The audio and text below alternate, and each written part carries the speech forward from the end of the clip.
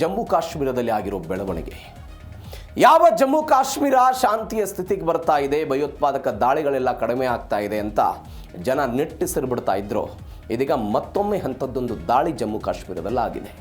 ಉಗ್ರರ ದಾಳಿ 2025ರ ಪಹಲ್ಗಾಮ್ ಘಟನೆಯ ನಂತರ ಇದೀಗ ಕಳೆದ 10 ದಿನಗಳ ಅಂತರದಲ್ಲಿ ಅಂದರೆ ಜುಲೈ 31 ಅದಕ್ಕಿಂತ ಪೂರ್ವದಲ್ಲಿ 2 ಘಟನೆಗಳು ಜಮ್ಮು ಕಾಶ್ಮೀರದಲ್ಲಿ ಒಂದು 3-4 ಜನರ ಜೀವವನ್ನು ತೆಗೆದುಕೊಂಡ್ಬಿಟ್ಟಿದ್ದಾರೆ.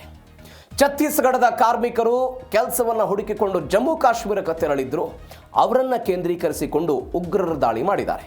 ಆ ಮುಖಾಂತರ ಮತ್ತೊಮ್ಮೆ ಉಗ್ರರ ಅಟ್ಟಹಾಸ ಜಮ್ಮು ಕಾಶ್ಮೀರದಲ್ಲಿ ಆಗಿರೋದು.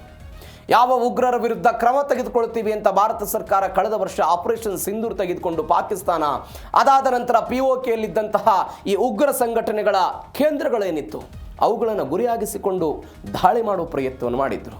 ಇದೀಗ ಇದರ ಮುಖಾಂತರ ಜಮ್ಮು ಕಾಶ್ಮೀರದಲ್ಲೇ ಸಕ್ರಿಯವಾಗಿರುವಂತಹ ಕೆಲವೊಂದಿಷ್ಟು ಯುವಕರನ್ನು ಬಳಸಿಕೊಂಡು ಅವರಿಂದಲೇ ದಾಳಿ ಮಾಡಿಸೋದಕ್ಕೆ ಈ ಪ್ರಯತ್ನವನ್ನು ಮಾಡಿದ್ದಾರೆ. ಹೈಬ್ರಿಡ್ ಮುಖಾಂತರ, ಹೈಬ್ರಿಡ್ ದಾಳಿಯ ಮಾದರಿಯಲ್ಲಿ ಇಂಥದ್ದೊಂದು ದಾಳಿಯಾಗಿದೆ ಎನ್ನುವಂತಹ ವರದಿಗಳು ಜಮ್ಮು ಕಾಶ್ಮೀರದಿಂದ ಬರ್ತಾ ಇದೆ. ಹಾಗಾದರೆ ಏನಾಯಿತು ಘಟನೆ, ಏನೇನು ಡೀಟೇಲ್ಸ್ ನೋಡ್ತಾ ಹೋಗೋಣ. ಕಾಶ್ಮೀರದಲ್ಲಿ ಮತ್ತೆ ಟಾರ್ಗೆಟ್ ಕಿಲ್ಲಿಂಗ್. ಜಮ್ಮು ಕಾಶ್ಮೀರದಲ್ಲಾಗಿರೋ ಘಟನೆ ನಮಗೆಲ್ಲ ಅಂದ್ಕೊಂಡಿದ್ದೀವಿ ನಾವು, ಆರ್ಟಿಕಲ್ 370 ರದ್ದಾದ ನಂತರ ಜಮ್ಮು ಕಾಶ್ಮೀರಕ್ಕೆ ಇದ್ದಂಥ ವಿಶೇಷ ಪ್ರಾಧಾನ್ಯತೆ ಏನಿತ್ತು ಅದನ್ನು ತೆಗೆದುಕೊಂಡ ನಂತರ ಈ ಭಯೋತ್ಪಾದಕ ದಾಳಿಗಳೆಲ್ಲ ಕಡಿಮೆ ಆಗಿಬಿಟ್ಟಿದೆ ಅಂತ. ಕಡಿಮೆ ಆಗಿದೆ, ಬಟ್ ಆಗಿಂದಾಗ ಇಂಥದ್ದೊಂದು ಘಟನೆಗಳಾಗ್ತಾ ಇರೋದನ್ನು ನೋಡ್ತಾ ಇದ್ದೀವಿ. ಛತ್ತೀಸ್ಗಢ ಮೂಲದ ದೀಪಕ್ ರಾತ್ರೆ, ಭೂಪೇಂದ್ರ ಬೈನಾ ಕ್ರೂರ ಹತ್ಯೆ ಆಗಿದೆ. ಕುಲ್ವಾಂಗ್ ಜಿಲ್ಲೆಯಲ್ಲಿ ಉಗ್ರರಿಂದ ಭೀಕರವಾಗಿ ಗುಂಡಿನ ದಾಳಿಯಾಯಿತು. ಕೆಲಸ ಮುಗಿಸಿ ವಾಪಸ್ ಆಗ್ತಿದ್ದಾಗ ಕಾರ್ಮಿಕರ ಮೇಲೆ ಅಟ್ಯಾಕ್ ಆಯ್ತಿದ್ದು. ಜಮ್ಮು ಕಾಶ್ಮೀರದ ಕುಲ್ಗಾಮ್ ಜಿಲ್ಲೆಯ ಕೇಲಂ ಪ್ರದೇಶದ ಆ ಪ್ರದೇಶದಲ್ಲಿ ದಾಳಿಯಾಗಿದೆ. 2 ಜನ ವಲಸೆ ಕಾರ್ಮಿಕರು, ಇವರು ಸಾವಿರಾರು ಕಿಲೋಮೀಟರ್ ದೂರದಲ್ಲಿರುವಂಥ ಛತ್ತೀಸ್ಗಢದಿಂದ ಅಲ್ಲಿ ಕೆಲಸ ಮಾಡೋದಕ್ಕೆ ಹೋಗಿದ್ದರು. ಜುಲೈ 31ರ ಸಂಜೆ ಅವರು ಕೆಲಸವನ್ನು ಮುಗಿಸ್ಕೊಂಡು ಮನೆಗೆ ಬಂದಿದ್ದರು. ಅದಾದ ನಂತರ ಲಷ್ಕರ್-ಎ ತೊಯ್ಬಾದ ದಿ ರೆಸಿಸ್ಟೆನ್ಸ್ ಫ್ರಂಟ್ ಎನ್ನುವಂತಹ ಈ ಉಗ್ರ ಸಂಘಟನೆ ಏನಿದೆ ಇವರು ಹೊಣೆಯನ್ನು ಹೊತ್ತುಕೊಂಡಿದ್ದಾರೆ. ದೀಪಕ್ ರಾತ್ರೆ ಒಂದು 24 ವರ್ಷದ ಯುವಕ, ನೀವು ದೃಶ್ಯದಲ್ಲಿ ನೋಡ್ತಾ ಇದ್ದೀರಿ. 28 ವರ್ಷದ ಕುಮಾರ್ ಎನ್ನುವಂತಹ ಯುವಕ ಕೆಲಸವನ್ನು ಮಾಡಿದರು. ಭೂಪೇಂದ್ರ ಎನ್ನುವಂಥ ಒಬ್ಬ ವ್ಯಕ್ತಿ ಗಾಯಾಳಾಗಿದ್ದ ಘಟನೆಯಲ್ಲಿ ಅವರು ಕೂಡ ಇದೀಗ ಮೃತಪಟ್ಟಿದ್ದಾರೆ ಅಂತ. ಜಮ್ಮು ಕಾಶ್ಮೀರದ ಈ ಪ್ರದೇಶ ಇಲ್ಲೆಲ್ಲೂ ಕೂಡ ಅಲ್ಲಿಯ ಸರ್ಕಾರ 10 ಲಕ್ಷ ಘೋಷಣೆ ಮಾಡಿದ್ದಾರೆ ಪರಿಹಾರ, ಜಿಲ್ಲಾಡಳಿತ 6 ಲಕ್ಷವನ್ನು ಕೆಲಸ ಮಾಡಿದ್ದಾರೆ. ಹೆಂಗಾಯ್ತು ಇದು ಘಟನೆ ನೋಡಿ. ಕೆಲಸ ಮುಗಿಸ್ಕೊಂಡು ಮನೆಗೆ ಬರ್ತಾರೆ ಇವರು. ಕೆಲಸ ಮುಗಿಸ್ಕೊಂಡು ಮನೆಗೆ ಬಂದು ಕೈಕಾಲು ತೊಳೆದು ಮನೆಯಲ್ಲಿ ರೊಟ್ಟಿ ಮಾಡಿದ್ರಂತೆ. ರೊಟ್ಟಿ ತಿನ್ನಬೇಕಿನ್ನೇನು, ರೊಟ್ಟಿ ತಿನ್ನಬೇಕು ಅನ್ನುವಂತಹ ಸಮಯದಲ್ಲೇ ಯಾರೋ ಕೆಲವೊಂದಿಷ್ಟು ಜನ ಬರ್ತಾರಲ್ಲೇ, ಈ ಶಾಂತವಾದಂತಹ ಪ್ರದೇಶದಲ್ಲಿ ಏನೋ ಸದ್ದಾಗ್ತಿದೆ ಅಂತ ಹೊರಗೆ ಬರ್ತಾರೆ ಇವರು. ಬಂದಾದ ತಕ್ಷಣವೇ ನಿಮ್ಮ ಊರು ಯಾವುದು, ನಿಮ್ಮ ಜಾತಿ ಯಾವುದು, ನಿಮ್ಮ ಧರ್ಮ ಯಾವುದು ಅಂತ ಕೇಳಿ ಇವರನ್ನು ಹೊಡೆದುರುಳಿಸುವ ಪ್ರಯತ್ನವನ್ನು ಮಾಡಿದರು. ಆ ಮುಖಾಂತರ ಆ ಕುಟುಂಬಕ್ಕೆ ಆಸರಿಯಾಗಿದ್ದಂತಹ ಈ ಜನ ಏನಿದ್ದಾರೆ, ಕಾರ್ಮಿಕರು ಏನಿದ್ದಾರೆ, ಇದೀಗ ಉಗ್ರರ ದಾಳಿಯಲ್ಲಿ ಹತರಾಗಿದ್ದನ್ನು ನೋಡ್ತಾ ಇದ್ದೀವಿ. ಇದು ಒಂದು ಘಟನೆ. ಇದರ ಜೊತೆಗೆ ಜುಲೈ 22ನೇ ತಾರೀಕು 2026 ಅಂದರೆ ಈ ಘಟನೆ ಸಂಭವಿಸುವ ಒಂದು 7-8 ದಿನಗಳ ಮೊದಲು ಅನಂತನಾಗ್ ಜಿಲ್ಲೆಯ ಲಾಲ್ ಚೌಕ್ ಬಳಿ ಉಗ್ರರು ದಾಳಿ ಮಾಡಿದರು. ಜಮ್ಮು ಕಾಶ್ಮೀರದ ಪೊಲೀಸ್ ಕಾನ್ಸ್ಟೇಬಲ್ ಆಶಿಕ್ ಹುಸೇನ್ ಕುರೇಶಿ ಎನ್ನುವಂತಹ ಪೊಲೀಸ್ ಅಧಿಕಾರಿ ಮೇಲೆ ದಾಳಿ ಮಾಡಿದರು. ಆ ಅಧಿಕಾರಿಯು ಕೂಡ ಘಟನೆಯಲ್ಲಿ ಹುತಾತ್ಮರಾಗಿದ್ದಾರೆ. ಇದಕ್ಕೆ ಯಾಕೆ ಕಾರಣ ಅನ್ನೋದಕ್ಕೆ ಪೊಲೀಸ್ ಅಧಿಕಾರಿಗಳು ಮತ್ತು ಕೆಲವೊಂದಿಷ್ಟು ಜನ ಹೇಳ್ತಾ ಇದ್ದಾರೆ. ಆರ್ಟಿಕಲ್ 370 ಅಬ್ರಾಗೇಷನ್ ಮಾಡಿದಂತಹ ದಿನ ಹತ್ತಿರ ಆಗ್ತಾ ಇದೆ. ಆ ದಿನ ಬರ್ತಾ ಇರುವ ಕಾರಣಕ್ಕಾಗಿ ಇಂಥದ್ದೊಂದು ಉಗ್ರತರನಾದಂತಹ ದಾಳಿಗಳನ್ನು ಮಾಡಿ ಜನರನ್ನು ಬಲಿ ತೆಗೆದುಕೊಳ್ತಾ ಇದ್ದಾರೆ ಎನ್ನುವಂತಹ ಮಾತುಗಳು ಒಂದು ವಿಶ್ಲೇಷಣೆ ಆಗ್ತಾ ಇದೆ. ನೋಡೋಣ ಏನಾಗುತ್ತೆ. ಇವೆಲ್ಲದರ ಜೊತೆಗೆ ಒಂದು ಆರೋಪ ಕೇಳಿ ಬಂದಿದೆ. ಜಾತಿ ಧರ್ಮವನ್ನು ಕೇಳಿ ಗುಂಡಿಟ್ರು. ಯಾವ ಘಟನೆ ನೆನಪಾಗುತ್ತೆ? ಪಹಲ್ಗಾಮ್ನೆಲ್ಲ ಘಟನೆ ಆಗಿತ್ತು. ನಿನ್ನ ಜಾತಿ ಯಾವುದು, ನಿನ್ನ ಧರ್ಮ ಏನು, ಇವೆಲ್ಲಕ್ಕಿಂತ ಹೆಚ್ಚಾಗಿ ಆ ವ್ಯಕ್ತಿಯ ಖಾಸಗಿ ಭಾಗವನ್ನು ಚೆಕ್ ಮಾಡಿ ಗುಂಡು ಹೊಡೆದಿದ್ದರಿ ಕಿರಾತಕರು, ಇವರೆಲ್ಲ ಭಯೋತ್ಪಾದಕರು. ಮುಸ್ಲಿಂ ಅಂದರೆ ಆ ರೀತಿಯಾಗಿ ಆಲೋಚನೆ ಮಾಡಿದ್ದು. ಇವರು ಯಾವುದು ಹಿಂದೂ ಧರ್ಮಕ್ಕೆ ಸೇರಿದಾರಾ, ಯಾವ ಧರ್ಮಕ್ಕೆ ಸೇರಿದ್ದಾರೆ ಅಂತ ಅದನ್ನು ಅವರ ಖಾಸಗಿ ಅಂಗವನ್ನು ಚೆಕ್ ಮಾಡಿ ಅವತ್ತು ಹೊಡೆಯುವ ಪ್ರಯತ್ನ ಆಗಿತ್ತು ಪಹಲ್ಗಾಮ್ನಲ್ಲಿ. ಅದೇ ರೀತಿಯಾಗಿ ಇವತ್ತು ಕೂಡ ಆಗಿದೆ ಅನ್ನುವಂಥ ಆರೋಪ ಮಾಡ್ತಾ ಇದ್ದಾರೆ. ಗುಂಡು ಹಾರಿಸುವ ಮುನ್ನ ಕಾರ್ಮಿಕರ ಹೆಸರು ಕೇಳಿದ್ರಂತೆ, ಜಾತಿ ಕೇಳಿದ್ರಂತೆ, ಧರ್ಮ ಯಾವುದು ಅಂತ ಕೇಳಿದ್ರಂತೆ. ಗುರುತನ್ನು ಖಚಿತಪಡಿಸಿಕೊಂಡ ನಂತರ ಕಾರ್ಮಿಕರ ಮೇಲೆ ಇಂಥದ್ದೊಂದು ಅಟ್ಯಾಕ್ ಮಾಡಿದ್ರು ಈ ಭಯೋತ್ಪಾದಕರು. ಯಾವ ಧರ್ಮಕ್ಕೆ ಸೇರಿದವರು ಎನ್ನುವಂಥ ವಿಚಾರಕ್ಕೆ ಸಂಬಂಧಪಟ್ಟಂತೆ ಇತರ ಕಾರ್ಮಿಕರ ನಡುವೆ ಇಬ್ಬರು ಹಿಂದೂ ಕಾರ್ಮಿಕರನ್ನು ಪ್ರತ್ಯೇಕ ಮಾಡಿ ಈ ಪಾಪಿಗಳು ಹೊಡೆದರು. ಛತ್ತೀಸ್ಗಢದ ಸಂತ್ರಸ್ತ ಕುಟುಂಬ ಈ ಸ್ಫೋಟಕ ಮಾಹಿತಿಯನ್ನು ಕೊಟ್ಟಿದೆ. ಏನು ಧರ್ಮವನ್ನು ಕೇಳಿ ಹೊಡೆದಿದ್ದರ ಬಗ್ಗೆ, ಧರ್ಮ ಯಾವುದಿದು ಅಂತ. ಯಾವ ಧರ್ಮಕ್ಕೆ ಸೇರಿದ್ದಾರೆ, ಯಾವ ಆಚರಣೆ ಮಾಡ್ತಿದ್ದಾರೆ ಅಂತ ಇವರು ಕೇಳಿರೋದು. ಈ ಘಟನೆ ಯಾವಾಗಾಗಿತ್ತು? ಪಹಲ್ಗಾಮ್ನಲ್ಲಾಗಿತ್ತು. 26 ಜನ ಘಟನೆಯಲ್ಲಿ ಮೃತಪಟ್ಟಿದ್ರಲ್ಲ, ಆ ಸಮಯದಲ್ಲೂ ಕೂಡ ಹೀಗೆ ಆಗಿತ್ತು.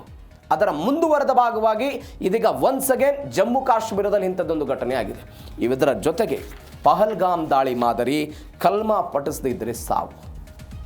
ಈ ಪಶ್ಚಿಮ ಬಂಗಾಳದ ಒಬ್ಬ ಪ್ರೊಫೆಸರ್ ಅವತ್ತು ಪಹಲ್ಗಾಮ್ನಲ್ಲಿ ಇದ್ದರು. ಅವ್ರನ್ನ ಬಂದು ಕೇಳ್ತಾರಂತೆ, ಕಲ್ಮಾ ಬರುತ್ತಾ ನಿಮಗೆ, ಕಲ್ಮಾ ಪಠಿಸಿ ಅಂತ. ಆ ವ್ಯಕ್ತಿ ಪ್ರೊಫೆಸರ್ ಆಗಿರುವ ಕಾರಣಕ್ಕಾಗಿ ಕಲ್ಮಾ ಪಠಿಸಿದರು. 2 ಲೈನ್ ಕಲ್ಮಾ ಪಠಿಸಿ ಅಲ್ಲಿಂದ ಪಾರಾಗಿ ಬಂದರು. ಪಾರಾಗಿ ಬಂದ ನಂತರ ಆ ವ್ಯಕ್ತಿ ತಮ್ಮ ಅಭಿಪ್ರಾಯವನ್ನು ಹೊರ ಹಾಕಿದ್ರು. ಇಲ್ಲ, ನಾನು ಕಲ್ಮಾ ಹೇಳೋಕೆ ಹೇಳಿದ್ರು ಅವರು. ಕಲ್ಮಾ ನನಗೆ ಬರ್ತಾ ಇತ್ತು ಅನ್ನೋ ಕಾರಣಕ್ಕಾಗಿ ಅವತ್ತು ನಾನು ಉಗ್ರರಿಂದ ಪಾರಾಗಿ ಬಂದುಬಿಟ್ಟಿದ್ದೀನಿ.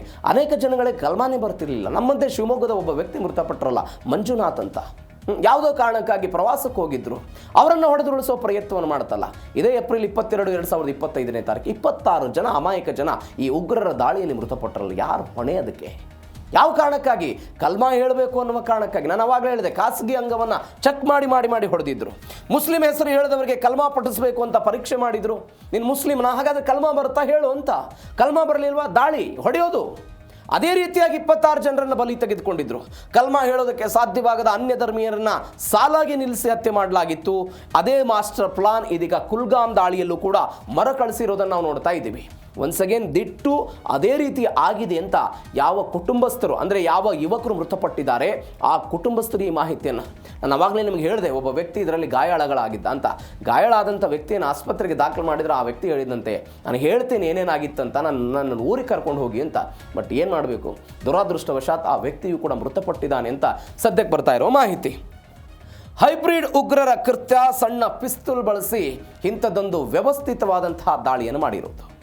ದಾಳಿಯಲ್ಲಿ AK-47 ಬದಲಿಗೆ ಸಣ್ಣ ಕ್ಯಾಲಿಬರ್ ಪಿಸ್ತೂಲನ್ನು ಇವರು ಬಳಕೆ ಮಾಡಿದರು. AK-47 ತೆಗೆದುಕೊಂಡು ಬರೋದು, ಅದನ್ನು ಸಾಗಾಟ ಮಾಡೋದು ಇತ್ಯಾದಿ ಕಷ್ಟ ಅನ್ನುವ ಕಾರಣಕ್ಕಾಗಿ ಈ ಸಣ್ಣ ಕ್ಯಾಲಿಬರ್ ಇರುವಂತಹ ಇವುಗಳನ್ನು ಬಳಕೆ ಮಾಡಿದರು ಎನ್ನುವಂಥ ಮಾಹಿತಿ. ದಾಳಿಯ ನಂತರ ಸಾಮಾನ್ಯ ಜನರ ನಡುವೆ ಬೆರೆತು ತಪ್ಪಿಸಿಕೊಳ್ಳುವಂಥ ಒಂದು ಹೈಬ್ರಿಡ್ ತಂತ್ರವನ್ನು ಇವರೆಲ್ಲ ಮಾಡಿದ್ದಾರೆ. ಸಣ್ಣ ಕ್ಯಾಲಿಬರ್ ಪಿಸ್ತೂಲನ್ನು ಬಳಕೆ ಮಾಡಿದರು, ಹೈಬ್ರಿಡ್ ಉಗ್ರರನ್ನು ಬಳಕೆ ಮಾಡಿದರು. ಅಂದರೆ ಈ ಎಲಿಟಿ ಸಂಘಟನೆಯ ಈ ಕಣಿವೆಯಲ್ಲಿ ಕೆಲವೊಂದಿಷ್ಟು ಜನ ಇರ್ತಾರೆ, ಅವರನ್ನು ಬಳಕೆ ಮಾಡ್ಕೊಳ್ಳೋದು. ಅವ್ರು ಹೆಂಗಿರ್ತಾರೆ? ಅವರು ಕಣಿವೆಯ ಪ್ರದೇಶ, ಅಂದರೆ ಜಮ್ಮು ಕಾಶ್ಮೀರದ ಪ್ರದೇಶದಲ್ಲಿ ಸಾಮಾನ್ಯ ಜನರಂತೆ ಜೀವನ ಮಾಡ್ತಿರ್ತಾರೆ. ಅವರು ಇಂಥ ಕೃತ್ಯವನ್ನು ಮಾಡ್ತಿರ್ತಾರೆ, ಯಾವುದು ಕೂಡ ಗೊತ್ತಿರಲ್ಲ. ಸಾಮಾನ್ಯ ಜನರಂತೆ ಜೀವನ ಮಾಡ್ತಿರ್ತಾರೆ. ಅವರನ್ನು ಇಂತಹ ದಾಳಿಗೆ ಬಳಸಿಕೊಳ್ಳೋ ಪ್ರಯತ್ನವನ್ನು ಈ ಉಗ್ರ ಸಂಘಟನೆ ಮಾಡಿದೆ ಅಂತ. ಇದರ ಜೊತೆಗೆ ಅನಂತನಾಗ್ ಮತ್ತು ಕುಲ್ಗಾ ದಾಳಿಯಲ್ಲಿ ದಾಳಿ ಆಯ್ತಲ್ಲ, ಇದೇ ಆಗಿದೆ ಅಂತ. ಇದಕ್ಕೆ ದಿ ರೆಸಿಸ್ಟೆನ್ಸ್ ಫ್ರಂಟ್ ಅಂತ ಕರೀತಾರೆ.